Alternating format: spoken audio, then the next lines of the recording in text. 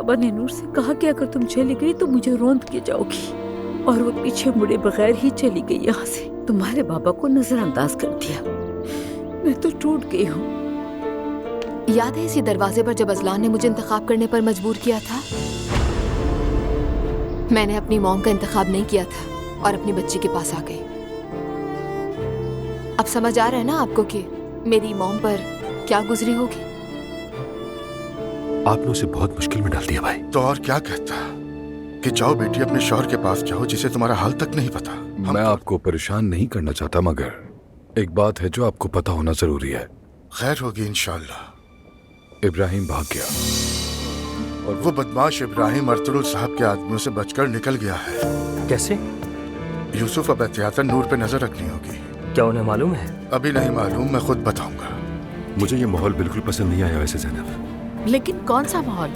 यही सबके एक आदमी आकर तुम्हें छू रहा है, लोग तालियां बजा रहे हैं, ये सब फजूल लग रहा था मुझे। मेरा तो दिमाग खराब हो गया। अपनी आवाज सुनाई दे रही है तुम्हें? हाँ बिल्कुल सुनाई दे रही है। वैसे मैं कमाल के दिन थे, अनबिलीवेबल। हाँ, ये क्या कर रहे हो तुम? मुझे तो लगा तुम शायद।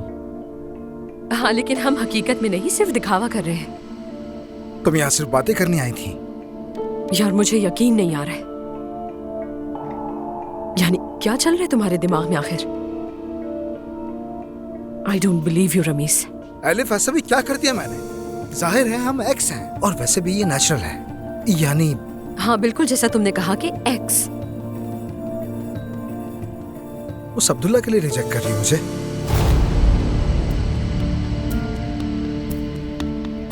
रमीज, तुम मुझसे फजूल बातें कर रहे हो, इसलिए मैं जा रही हूँ यहाँ से, ठीक है? तुम ऐसी बिल्कुल भी नहीं थी एलिफ। मैं महते के पास गया था जरा।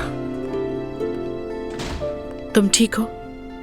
हाँ ठीक हूँ। कुछ खाओगे? भूख लग रही होगी ना तुम्हें? नहीं, मुझे भूख नहीं है, शुक्रिया।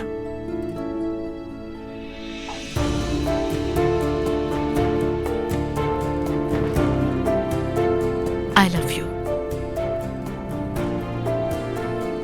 हम बैठ के सुकून से बात करेंगे, ठीक है?